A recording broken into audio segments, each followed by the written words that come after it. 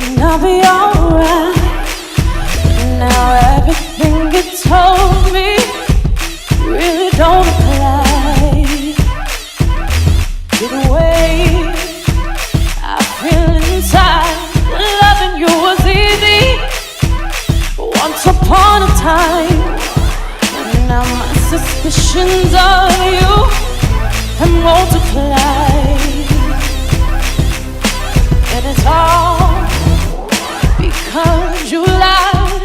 I only give you a hard time, 'cause I can't go on and pretend like I haven't tried to forget it. But I'm much too full of pretend to mention.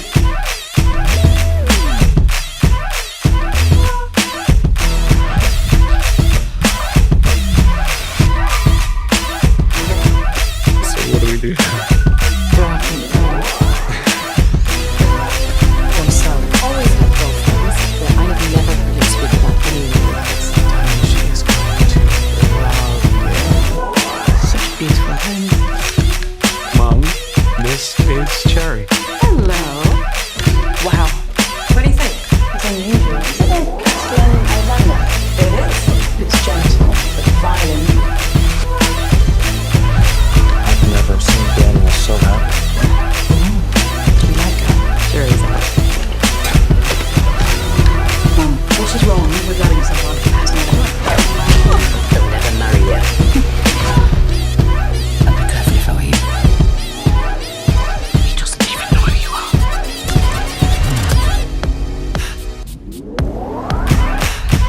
I don't trust her. See if we can't push her button. Yes. I'm not good enough for her. I love you for you.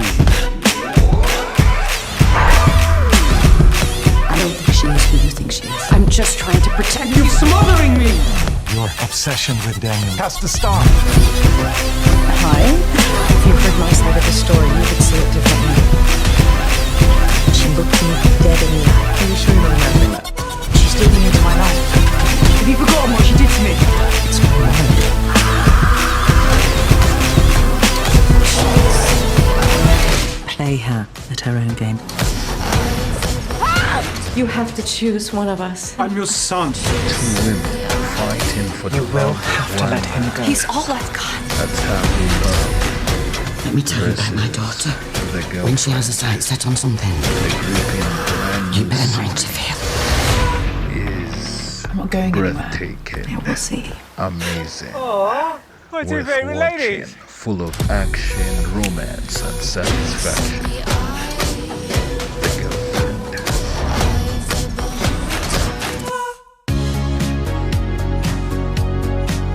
Oh yeah, we're in for it now. Today we look at the Coen brothers.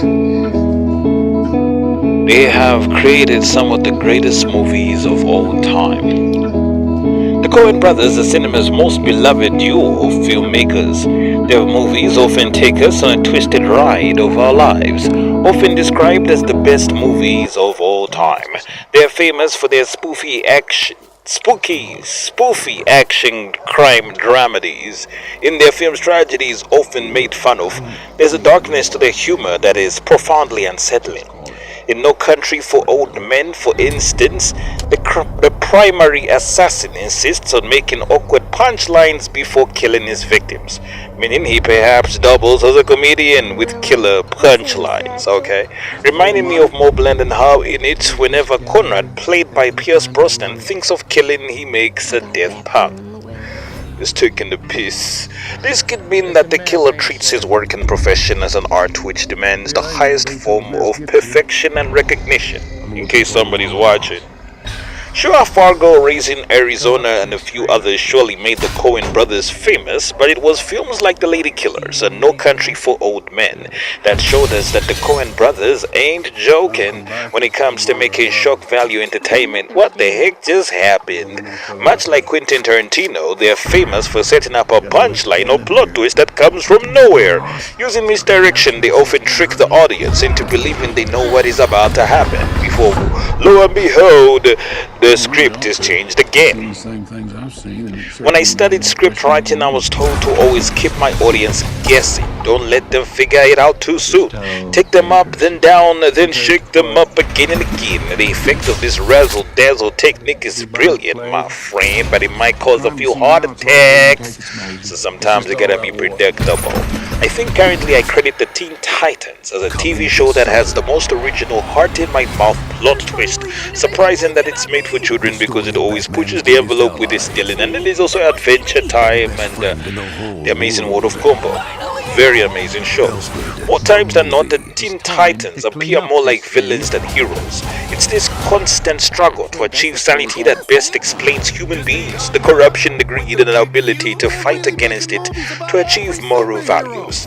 I think the Teen Titans are conning their audience into believing they are the bad guys, and maybe they're trying to trick the Joker into believing that they have joined him. In the crime world, the lines are blurred and cartoon characters are even more bizarre. Officer Frank Drebin of the Naked Gun gave us a new direction when assessing crime solving. What if you could fake your own corruption as a cover-up to pretend to be part of the villains, hey? That's what I believe the Teen Titans are doing with their brand of Suicide Squad type misdirection. The Coen brothers are credited with starting this comic book type revolution, twisting a normal until it spins and spins before falling off its swivel.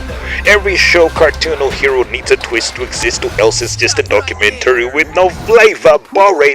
But a twist cannot exist unless it serves as a higher purpose. And by the way, documentaries have plenty of twists too, okay? No Country for Old Men is an action crime comedy about often credited as being one of the greatest films ever made. It's now synonymous with the Coens. It's certainly their magnum opus, starring award-winning film legend and star of Batman Forever, Tommy Lee Jones. F1 star and also Academy Award-winning actor Javier Bardem, and an actor famous for playing Cable and Thanos in the Marvel Universe, and also Heroes in Weapons, Josh Brolin. For this film, the Coen brothers won the coveted Best Picture title at the Oscars, an honor which is rarely won by a Western. Javier Bardem was also credited with the Best Supporting Actor Oscar for his performance as Anton the Ruthless Assassin. In hindsight, 2007 was the year of the bad guy. Why? Because guess who won Best Actor? None other than Daniel Day-Lewis for his portrayal as an evil minor monster during the Gold Rush in There Will Be Blood. Okay, my God, 2007 gave me such a rush, a brilliant year for movies. We might never see another year like it again. I got a bad feeling, Llewellyn. In No Country for Old Men, a ruthless assassin is set to recover a stolen briefcase containing counterfeit mob money. After a drug deal gone wrong, a former officer of the law set the drug dealers up to explode, oh no, and so after a vicious gang battle, all of them are left dead, all except one or two. Using his initiative, the cunning thief and former lawman ends up stealing the drugs and counterfeit money. He leaves the vicinity in a vicious hurry and smiles gladly at his newfound fortune. Yes, I'm rich, finally. Immediately this happens, the mob start pressuring the man to give up the money and run far, far away. But the man arrogantly refuses, instead opting to fight off any hitman sent after him. Being an ex-cop means Moss is more than efficient in handling firearms. I can shoot a gun. In fact, it was his weapons that disarmed the drug dealers in the desert. Get it? Weapons? He was in weapons too. Okay. He played the role of hidden sharpshooter, easily cutting down his inexperienced opponents. Moss now feels no remorse for the rest of his actions. He opts to start gambling and spending the stolen money luxuriously on women. His wife gets a big cut, and so does her mother. After that, that's when Moss starts to suffer. Oh my God, every area he goes is rigged to blow. He uses black magic to elude his captors. He sees them as nothing but balls of their clown that he would rather laugh at. Clown, you can't get me. Everything seems easy until Anton arrives and makes our moss get very busy. After vicious gang battles, the two men remain at odds. What Anton won't tell you is that though he seems like the most vicious henchman, he's just a front man. His boss is the true ultimate villain. Tommy Lee Jones plays everyone like a beautiful song. He's not only the true mastermind, masquerading as a retiring cop, but his role is reminiscent to the one he played in Batman. Wait, he played Harvey Dent in Batman Forever, a two-faced villain whom, after having a bad time as a lawyer, switched sides to become Batman's arch-nemesis called Two-Face. In the comic book, Two-Face is described as a demon that Harvey Dent struggles to deal with. It's a form of schizophrenia, you know. He's got the good side and the bad side. After losing his wife to the mob, Two-Face ultimately is born. No more Harvey Dent. No longer helping Batman as man of the law, he begins killing wrongdoers too. He is transformed into the ultimate tyrant, hired as an assassin. In No Country for Old Men, a version of Two-Face exists. Each time Anton wants to do some form of killing, he makes a decision based on a coin toss. If the victim guesses the coin's direction correctly, then he or she is allowed to go scot-free. However, if the victim chooses wrongly, then they are gunned down instantly. Pow! This was a method used by Two-Face in the film and comic book Batman Forever and The Dark Knight. Anton is mimicking his boss. He wishes to be just like him, and so he sought to imitate all his actions. Far-fetched, I know, and I might sound very confusing and lost, but this indeed is the direction the Coen brothers told me to approach in describing No Country for Old Men. Its title is an allusion to something said by Tommy Lee Jones in the film. He keeps whining about why he's retiring as a cop. He feels as if the law has escaped him. He's old and this is a young man's game. He no longer has the power in him to catch villains. His speech is similar to the one given by Morgan Freeman in the movie Seven, which was set around the same time as the events of No Country for Old Men. Morgan Freeman cites the never-ending corruption and persecution he has faced in the police force as a reason for quitting. Tommy Lee Jones has similar reasoning. Only difference is he let the world corrupt here, just like Harvey Dent in Batman. Despite his experience, Tommy Lee Jones is a sleepy cop who seems to want no trouble at all. That is very suspicious, considering that you have had multiple murders recorded in your prison. You gotta get to work. It doesn't take much deductive reasoning to find that Mr. Jones is hiding something. He's always on the verge of catching the assassin, but for some reason he always lets him slip through his battery fingers. Whoops. Perhaps he's frightened of Anton. He's a scary guy. Possible. But then why be a cop at all if danger frightens? Surely he had a SWAT crew waiting to do the dirty work that he couldn't do. Still, there's a lot that is still needed to be unpacked. For now, I'll let you have your own thoughts before I continue to unravel.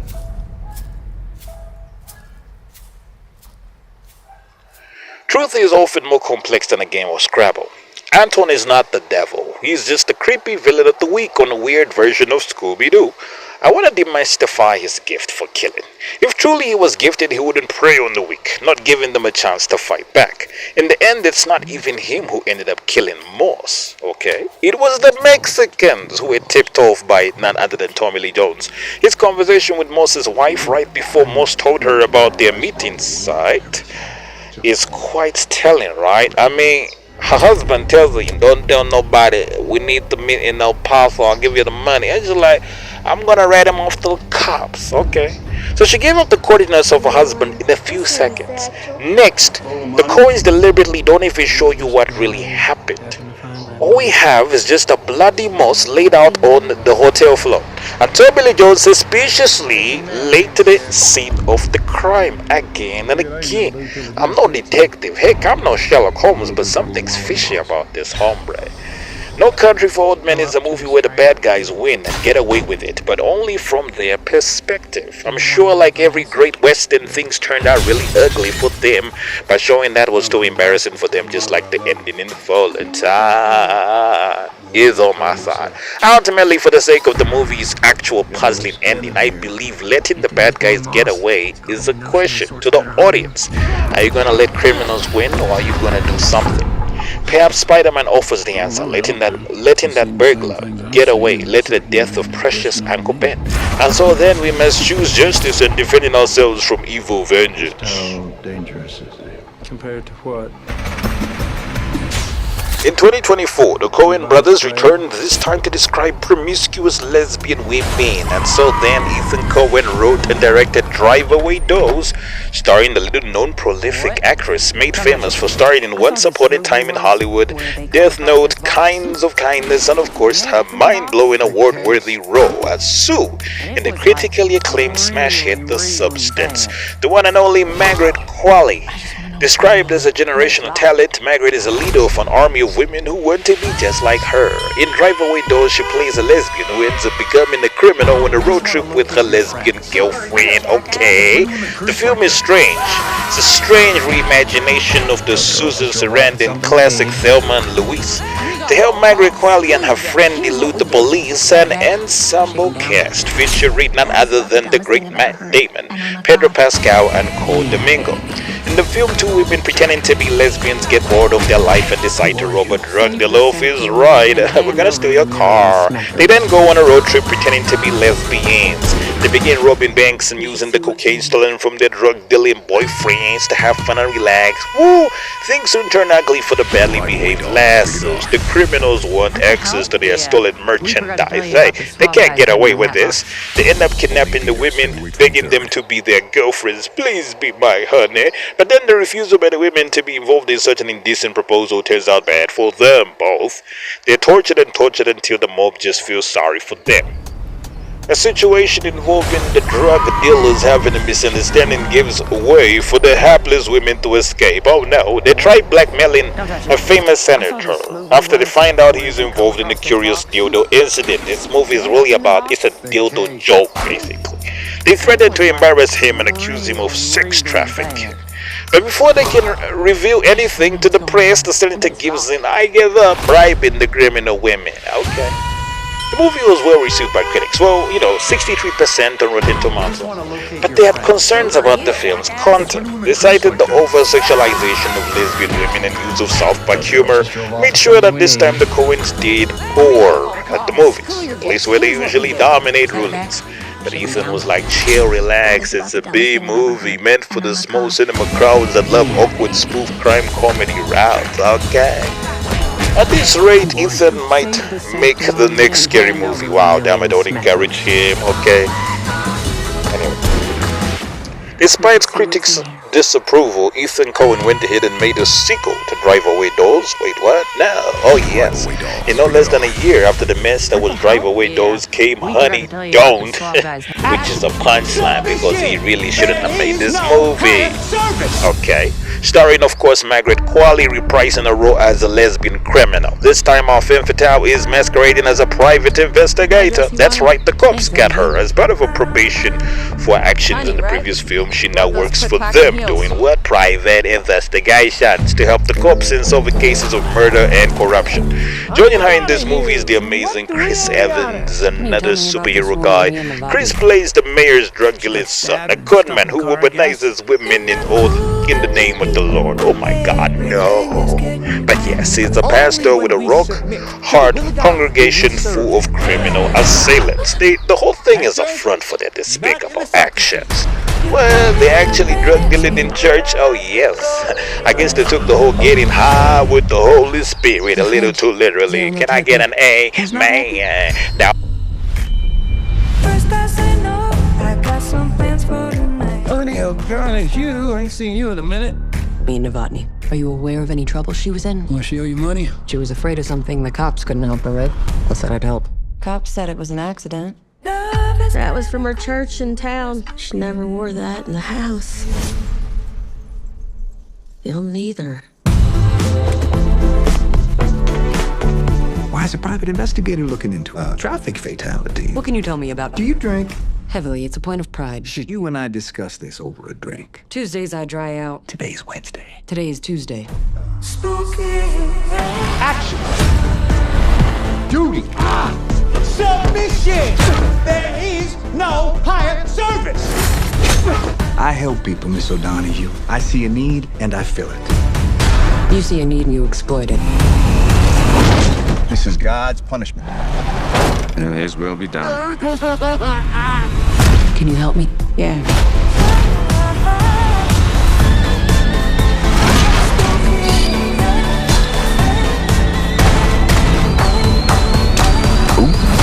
You're fascinating. And you haven't even seen the riddle tattooed on my ass. Love is kind of crazy with a spooky little boy like you.